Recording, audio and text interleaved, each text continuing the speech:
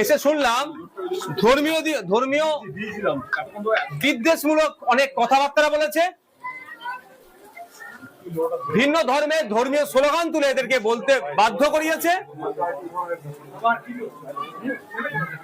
এদের গাড়ির মধ্যে ঢুকে হাত পা বেঁধে ভরে দিয়ে এদের আগুন লাগিয়ে দেবো, প্রাণে মারবো হুমকি দিয়েছে, আক্রমণ চালিয়েছে, একটি ব্যক্তির মাথায় 8টি সেলাই হয়েছে, শারীরিক অত্যাচার করেছে, ধর্মীয় বিদ্বেষমূলক কথা বলেছে।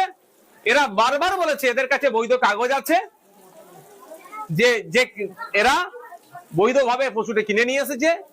একজন আবার চাষবাসের জন্য বলদ কিনে নিয়ে এসেছিল 2টি, বলার পরও এদের উপর আক্রমণ চালিয়েছে। আমি অবাক হচ্ছি সম্প্রীতির বাংলা, ঐক্যের বাংলাতে কিভাবে এগুলো মাথা চাড়া দিচ্ছে।